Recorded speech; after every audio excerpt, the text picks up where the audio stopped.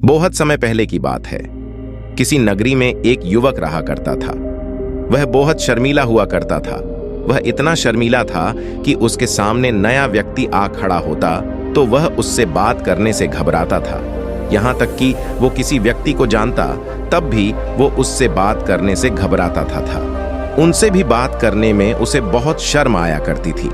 वह उनसे भी ठीक से बात नहीं कर पाता था और अपनी समस्या के कारण वह खुद ही बहुत परेशान रहता था, क्योंकि वह अपने जीवन में कुछ कर ही नहीं पा रहा था। धीरे धीरे समय बीतता गया और समय बीतने के साथ साथ उस युवक की शर्माने की आदत भी बढ़ाती चली गई, जिसके कारण वह अत्यधिक निराश, परेशान और चिंतित रहने लगा। उसे यह समझ नहीं आ रहा था कि वह अपनी इस समस्या से किस तरह से छुटकारा पाए। उसके घर वाले भी अब उसकी इस समस्या को लेकर बहुत चिंतित रहने लगे थे। वे सोचते थे, इसका क्या होगा, यह अपने जीवन में कुछ कर पाएगा भी या नहीं।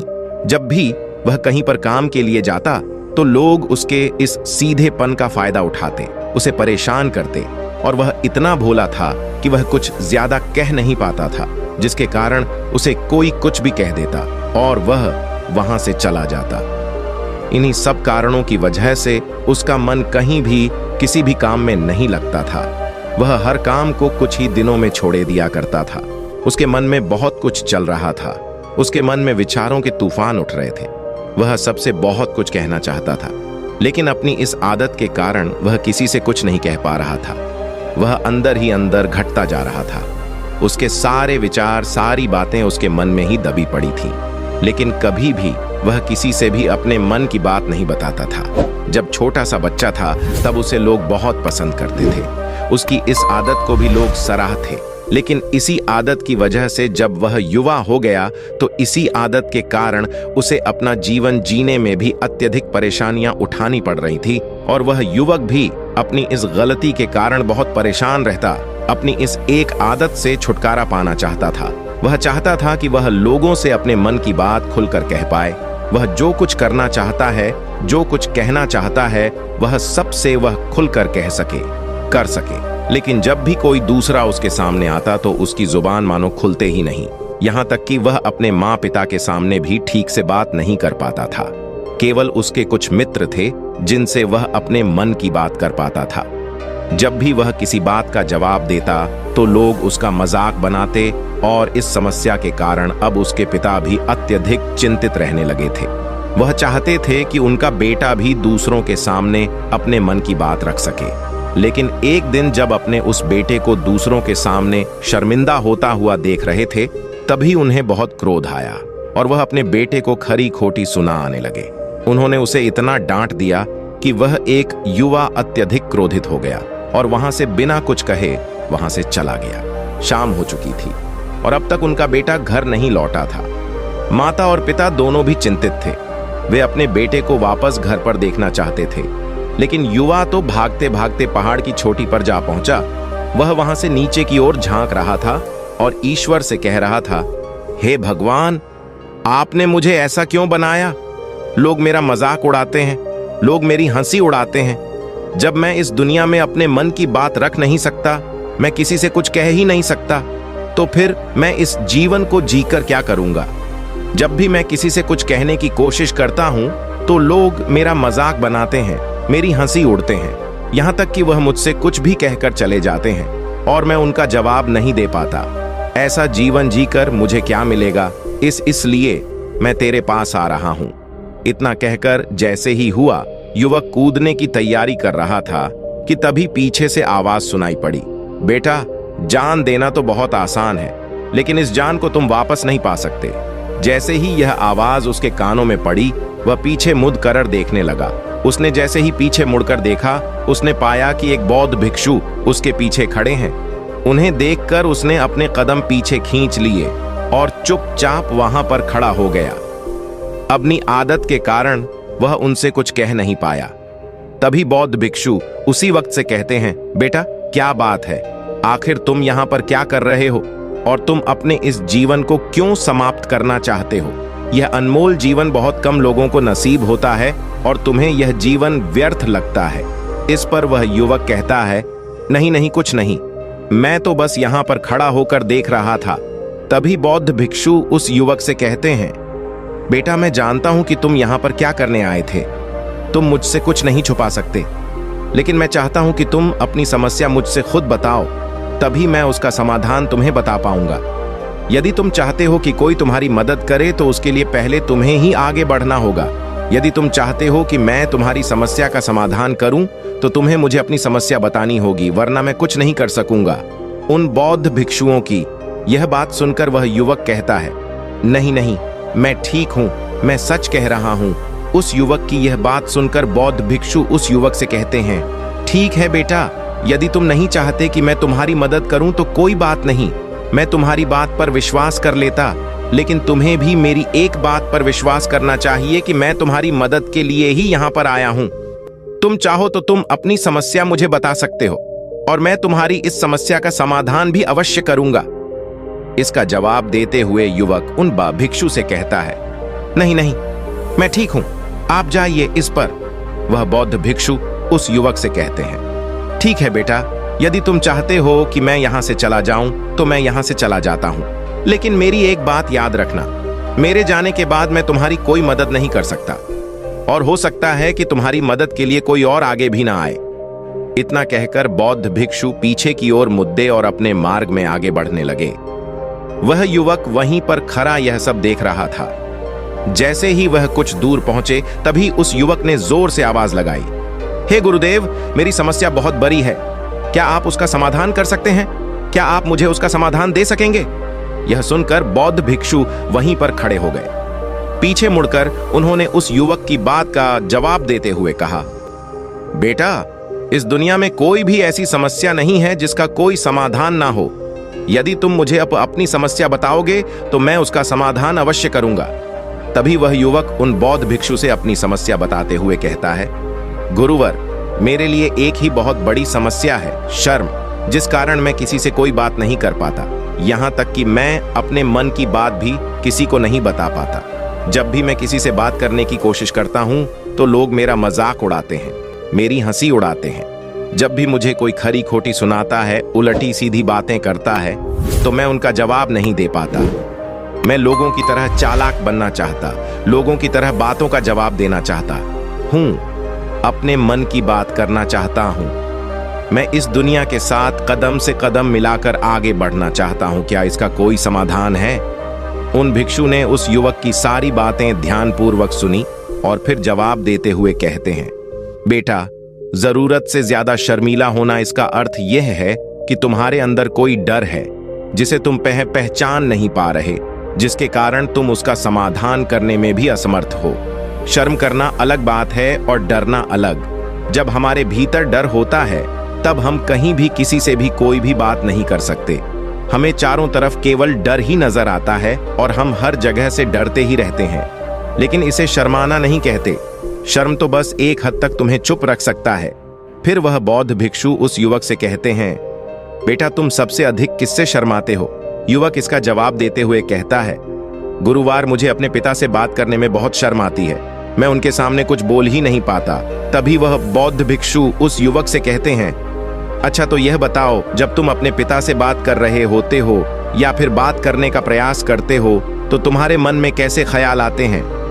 युवक इसका जवाब देते हुए कहता है, गुरुवर, जब भी मैं अपने पिता से बात करने का प्रयास करता हूं तो मुझे ऐसा लगता है कि मानो मेरे पिता अभी मुझे डांट देंगे, मुझ पर क्रोध करेंगे, मुझसे या नाराज हो जाएंगे, और कहीं ना कहीं मुझे यह भी लगता है कि मैं कुछ गलत बात ही करूंगा।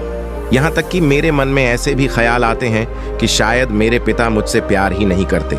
परंतु गुरुवार, आप कहते हैं कि शर्म अलग है और डरना अलग बात है, तो क्या कोई ऐसा उपाय है जिससे मुझे डर ही ना हो, या कोई ऐसा रास्ता है जिससे मेरे अंदर का यह डर पूरी तरह से समाप्त हो जाए? करके मुझे इस समस्या का समाधान बताइए।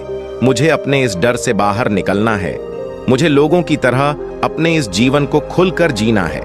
उस युवक की यह सारी बातें सुनकर बौद्ध भिक्षु उस युवक से कहते हैं, जाओ और अपने पिता से कहो कि मुझे कुछ काम करना है और उसके लिए मुझे आपसे कुछ धन चाहिए।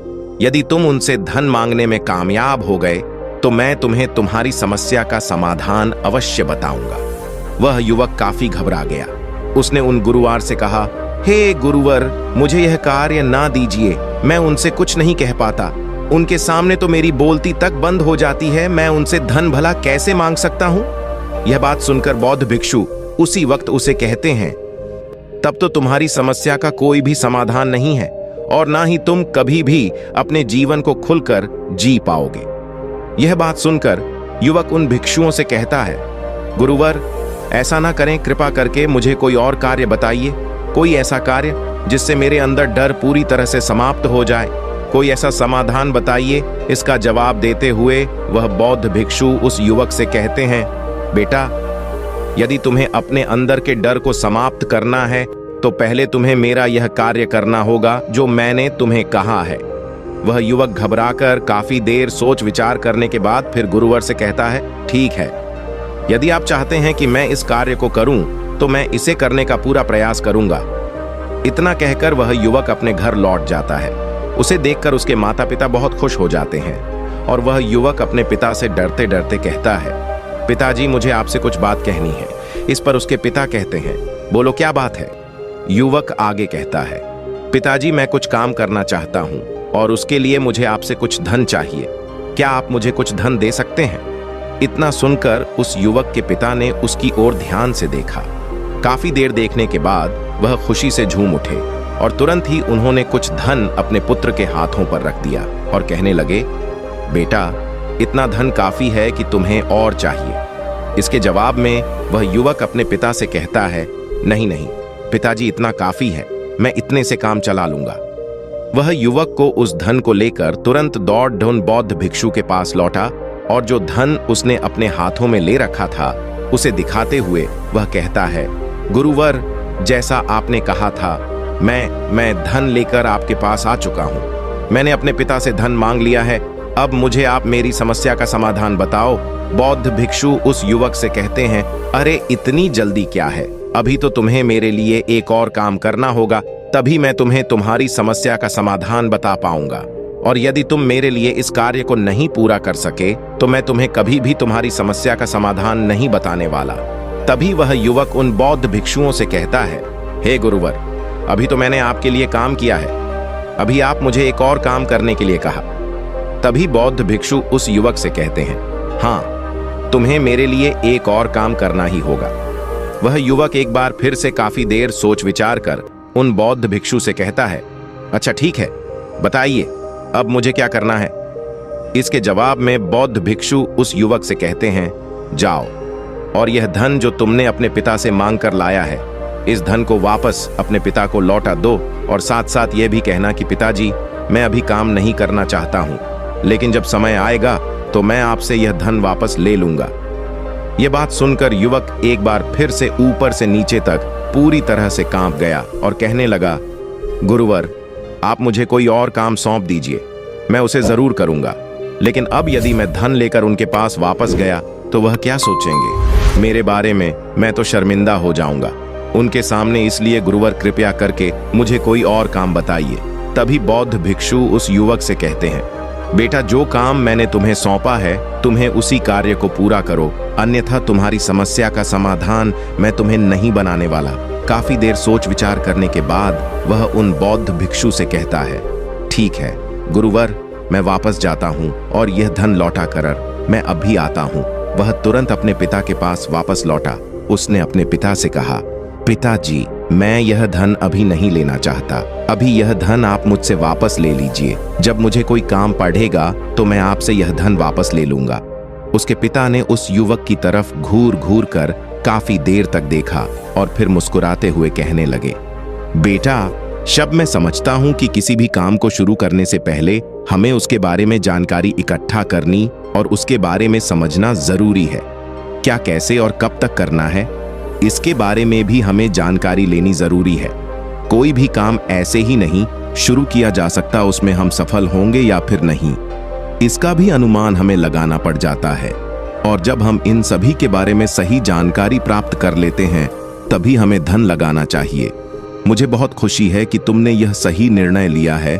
जब तुम्हें यह समझ में आ जाए कि जो कार्य तुम करने जा रहे हो वह तुम्हारे लिए उचित है, तब तुम चाहो तो मैं तुम्हें यह धन वापस लौटा दूंगा। युवक अपने पिता से यह सारी बातें सुनकर मन ही मन बहुत प्रसन्न था।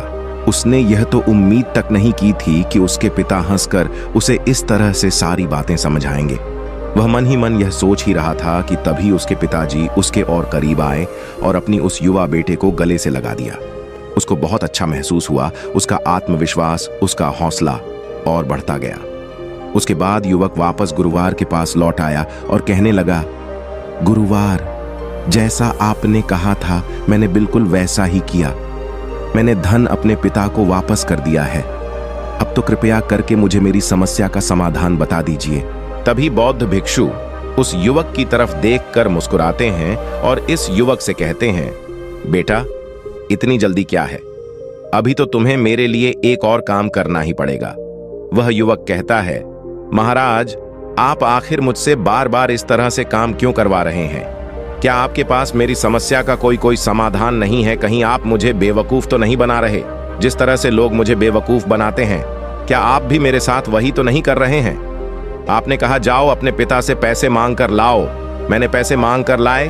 आपने फिर कहा जाओ ये पैसे अपने पिता को लौटा कर आओ। मैंने आपके कहे अनुसार बिल्कुल वैसा ही किया और अब आप कह रहे हैं कि मैं आपके लिए एक और काम करूं। नहीं, यह मुझसे नहीं होगा। तभी भिक्षु उस युवक की तरफ देखकर मुस्कुराते हैं और कहते हैं, बेटा, बस यह आखिरी काम है और यह बहुत सरल भी है। तुम जैसे ही इस कार्य को पूरा करोगे, मैं तुम्हें वचन देता हूं कि मैं तुम्हारी समस्या का समाधान तुम्हें अवश्य बताऊंगा। इस पर वह युवक फिर से एक बार सोच विचार करता है और उन बौद्ध भिक्षु से कहता है, ठीक है, लेकिन यह आखिरी काम जो मैं आपके लिए करूंगा, बताइए मुझे क्या करना है? तभी बौद्ध भिक्षु एक मूर्ति निकालकर उस युवक के हाथ में थमा देते हैं। वह मूर्ति देखने में बहुत ही साधारण सी थी, लेकिन वह बौद्ध भिक्षु उस युवक से कहते हैं, बेटा, तुम्हें इसे बाजार में ले जाना है, इसे बेचना है और इसके बदले में तुम्हें 100 सोने के सिक्के लेकर आने हैं। जब तुम यह करने में सफल हो जाओगे, तभी मैं तुम्हें तुम्हारी समस्या का समाधान तुम्हें बताऊंगा। वह युवक उस मूर्ति को अपने हाथ में लेकर बड़े ही और से देखता है और उन बौद्ध भिक्षुओं से कहता है कि गुरुवर्ची है, मानो मिट्टी की बनाई गई हो। इसके लिए भला 100 सोने के सिक्के मुझे कौन देगा? कहीं आपका माथा फिर तो नहीं गया है? इसके 1 या 2 सोने के सिक्के मिल जाएं, वह अपने आप ही तुम्हारे भीतर से कहीं गायब हो गया। युवक अपने गुरु की यह बात सुनकर अपने गुरुवार से कहता है, आप सही कहते हैं। आपने आज मेरे मन में विश्वास जगा दिया है, जिसे मैं अब अपने जीवन में कुछ भी हासिल कर सकता हूं। आपका बहुत बहुत धन्यवाद। डर को धीरे धीरे खत्म करने से ना ही आपको शर्म आएगी और ना ही डर लगेगा, और जब आपके भीतर का डर हमेशा के लिए समाप्त हो जाएगा, तो आप अपने जीव व वन में जो भी कुछ करना चाहते हैं, जो भी कुछ पाना चाहते हैं, उसका रास्ता आपके लिए पूरी तरह से साफ हो जाएगा और आप अपने मार्ग पर तेजी से आगे की ओर बढ़ने में सक्षम नहीं हो जाएंगे। इसलिए लोग क्या कहते हैं, क्या कहेंगे, यह सब छोड़ दीजिए और खुद पर विश्वास कीजिए, क्योंकि आप ही हैं जो अपने इस डर का सामना कर सकते हैं। अगर आप किसी ऐसे व्यक्ति को जानते हैं जो हर वक्त शर्म आता है या अपनी बात खुलकर लोगों के सामने नहीं रख पाता, तो ये वीडियो उनके साथ शेयर करना ना भूलें।